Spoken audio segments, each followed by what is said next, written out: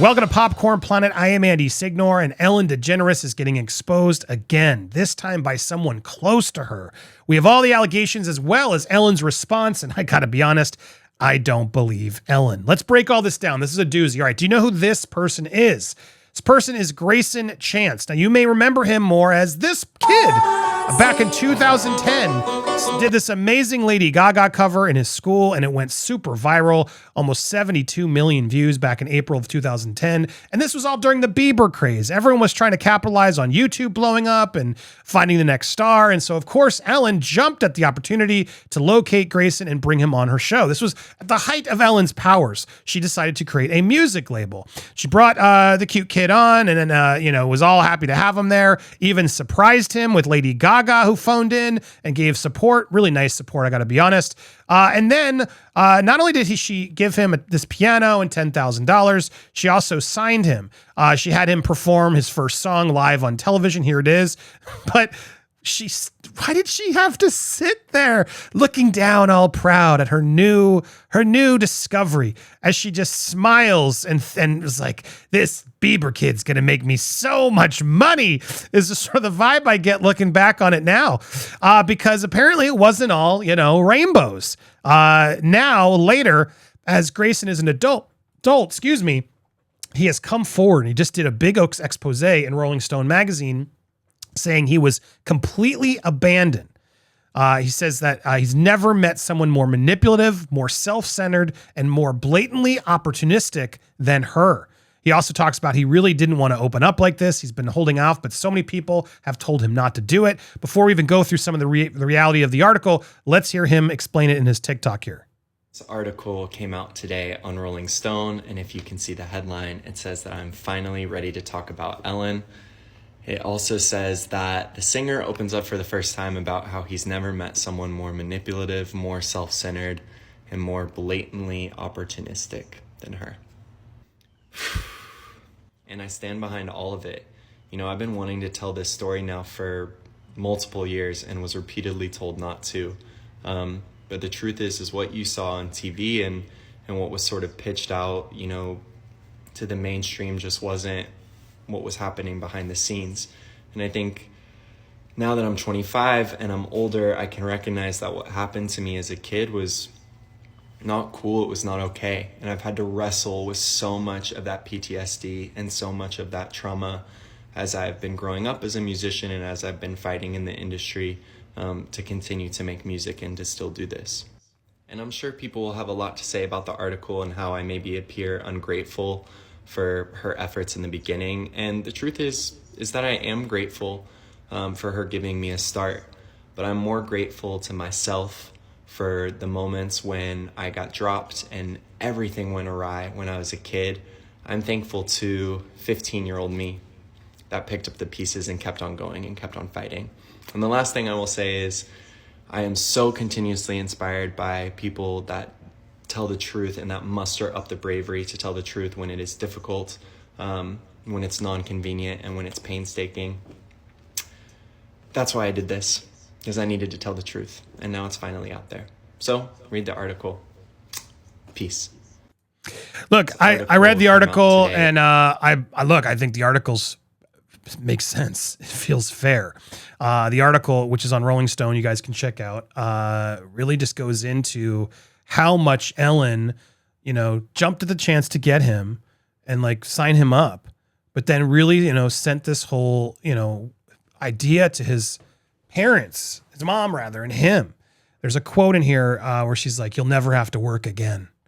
That's the kind of stuff. Oh, here it is.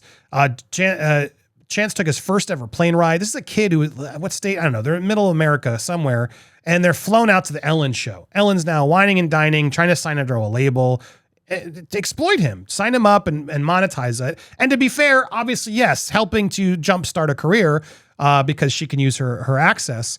But, presented herself as a guardian and mentor to Chance and his mother. I remember her pulling my mom aside and saying, "You're never going to have to work again a day in your life."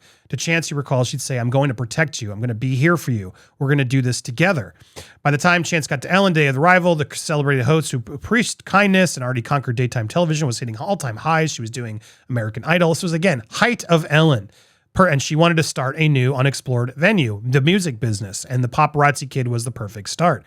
After interviewing, she gifted him $10,000, a new piano, and inspired his protégé talent to create inspired by him, created 1111, a record label under Interscope Geffen, and signed him as her first act.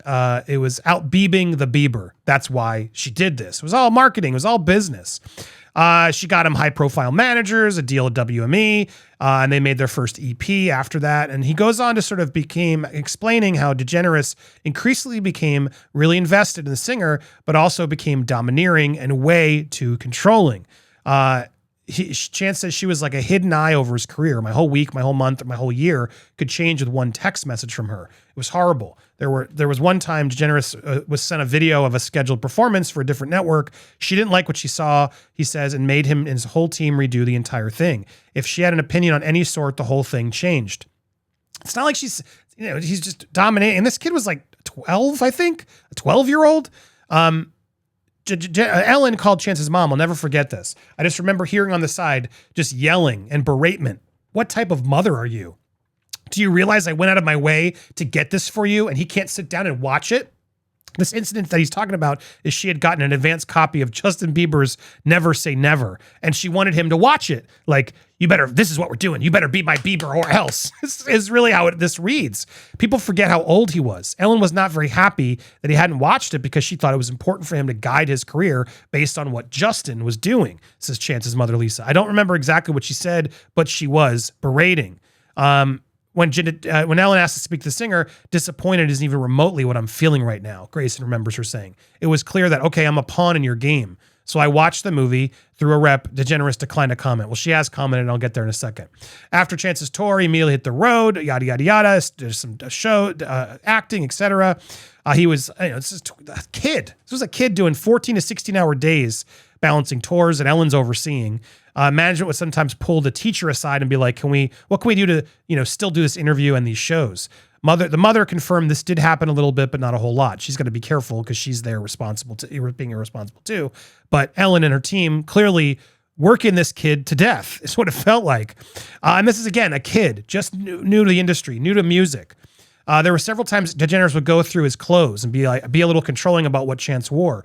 Never was allowed to wear leather because she was a vegan. She would come in and look at, that's whatever. That's a dumb one to complain about. She would come in and look at a rack and yell at stylists, berate people in front of me and say, this is what you're wearing on the show. She was just degrading to people. I've heard so many reports that's how she treated a lot of her staff. Former production employees say that there was absolutely no surprise that this could have experienced, that she had this controlling behavior. Former employee worked on the show during Chance's rise, and while it didn't witness negative behavior to Chance, said DeGeneres was manipulative and opportunistic as well, and that working with her was a wake-up call to not always follow the money. The working experience was literally hell. We've had so many people come forward about these experiences of working with Ellen, and she then had to apologize, saying, "Oh, I'm so sorry," when she got caught because enough people came forward that she couldn't really, ignore it anymore. When Chance's music started to underperform and ticket sales dropped in 2012, basically 2 years later, DeGeneres disappeared. The once controlling savior who Chance says he had promised him his family the world became completely removed. Now, this happens in the industry a lot, but usually it's like through a reality show or it's like The Voice and a coach is like, or American Idol, like, oh, yay, great. And it's like, they can't follow them all. It is one thing. You're on a reality show. But for Ellen DeGeneres to be like, I just plucked you from obscurity. I'm putting you on my label. And then tell the parents himself, like, we're going to do this. We're going to make this through. And to then not be able to go through the ups and downs and support the artist and make sure that this isn't just a flash in the pan, but you feel like this person's talented. The fact that she, after 2 years, just gave up on the kid, to me, is very telling about the type of person Ellen is. Had she not done that, he would be, supporting her like crazy right now, as he's now doing well again.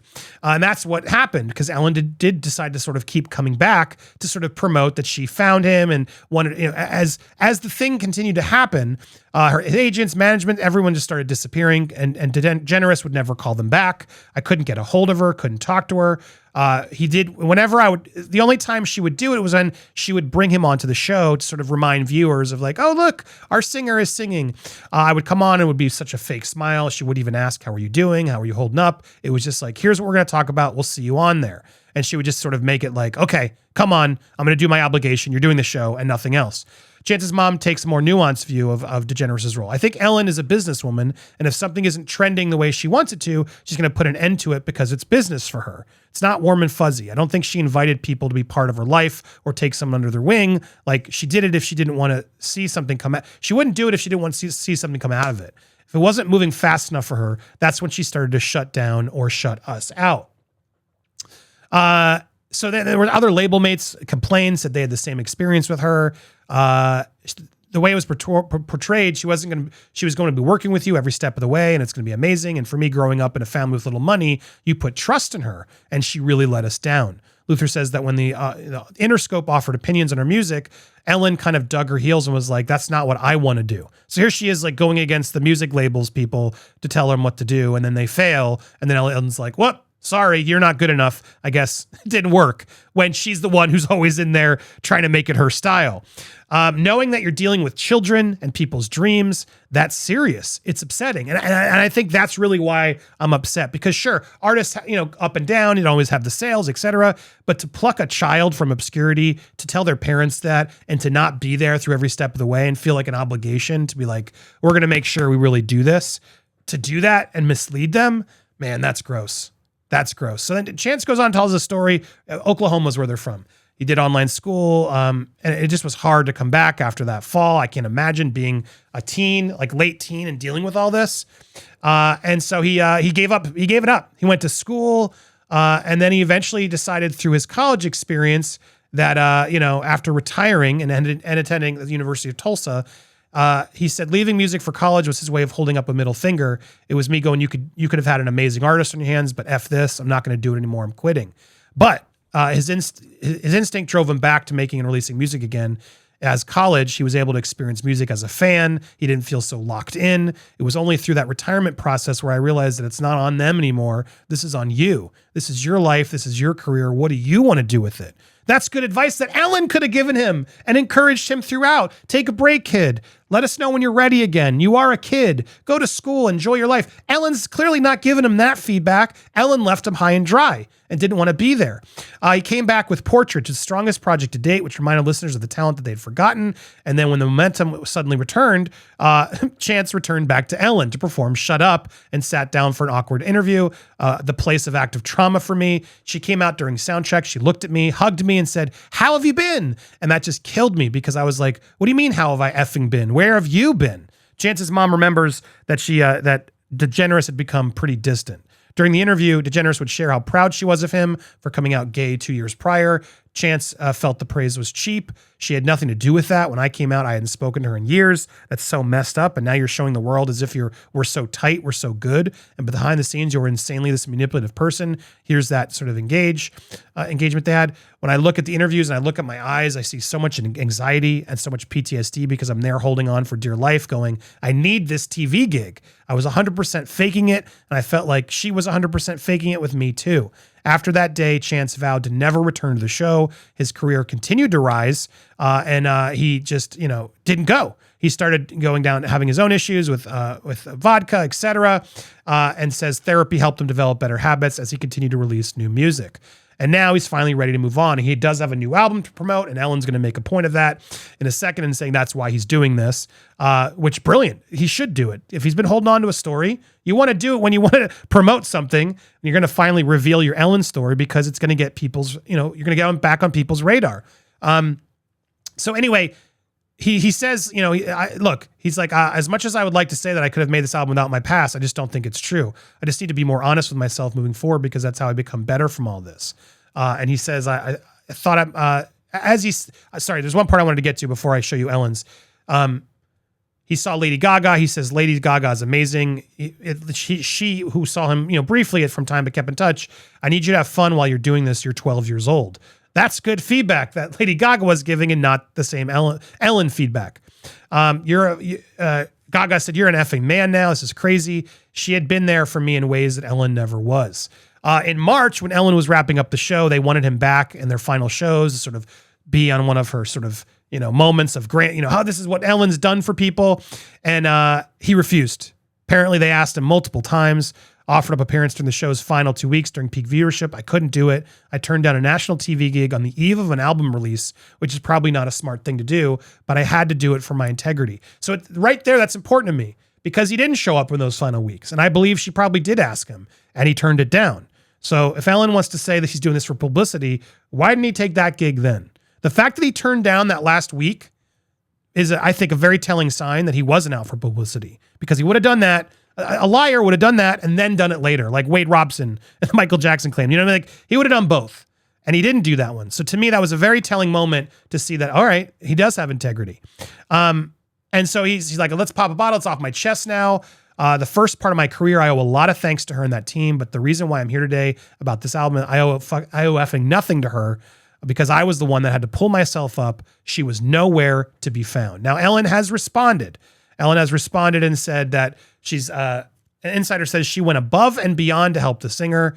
I hate how these articles are has hit back, saying that it's not true. Close to Ellen says that is firing back at Chance's allegations, insisting that DeGeneres went above and beyond in order to support him in his career, and accusing the singer of making opportunistic claims in order to promote his new album. Sources know that Chance was discovered by the show and appeared on Ellen more than a dozen times, including after the time frame in which he was dropped by the label.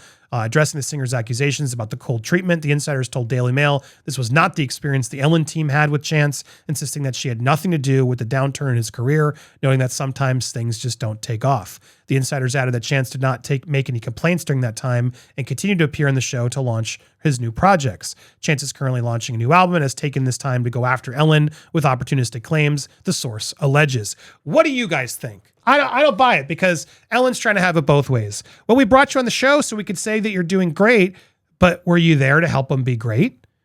Did you step up? Did you help? Were you there trying to nurture him as an artist and a child? Or were you trying to turn him into a Justin Bieber and just copy it? Because that's what I think really happened. She probably was hoping this would be a big thing. He would take off, and then of course she'd be able to sit back and reap the benefits, and she wouldn't have to do much because he'd be reaping in the money. But she realized quickly, oh, this is hard. And when it was hard, were you there, Ellen? That's the real question I think he's putting out there. And I got to say, I believe she wasn't. Now, I do want to promote this because he's got a new album out, and I'm glad I found it. He's really good, guys. And this new music video and the new song, My Dying Spirit, I loved it. I really dug it. I'm not just saying that. So Greyson Chance has a new fan in me. I've been listening to his new album. I love the video. Really good track, really good song. You can just see the emotion and the stories he's been through. And I would highly encourage you go check out the song. Look up My Dying Spirit and give it a chance. And then I even saw on his TikTok. I really like the guy. Right when I was starting to write my album, and I knew I wanted to give a dedication to her in one of the songs. I wrote this bridge. I'm so sorry. I got to be careful because I don't want to get dinged by YouTube, but he writes this bridge from that song you're going to hear. I'm so sorry I wasn't. I wish I could play it, but tell Sloaney girl she's the apple of my eye, and tell her, take your time. Take your time. I don't know what that just happened, but the take your time part is really adorable, and it gives the song a whole new weight. So my niece was. And when I heard that, I was like, oh, this guy's good. This guy's really pulling from his own childhood experience of trying to be rushed through this Hollywood moment and then all the troubles that Hollywood does. I really liked it. So I just wanted to show I was actually looking into and becoming a fan. And I think, I don't know, he does seem like he has integrity. So good for you, man. I'm glad you're now taking your time, and I'm glad you've come out of that hole. And I hope you have a skyrocket success. And I'm very grateful that Ellen doesn't get to get involved in it, because she should have supported you throughout. If she had, she would be able to reap these rewards now. And it goes to show you, if you're going to support young talent, you can't just leave them there to fend for themselves and only tap in when they find it again themselves. I don't like Ellen. That's the moral of the story. What do you think? Do you disagree? Do you think he's exploiting her? I want to hear your thoughts down below. Please let me know if you haven't already. Hit that subscribe, hit that bell for all alerts. Smash that like button as well, and let me know your thoughts on this Ellen versus Greyson. Thank you guys so much for watching. We'll try to be live today. If not, you'll catch us later next week. Appreciate you guys so much. Enjoy the rest of your day. Anyway,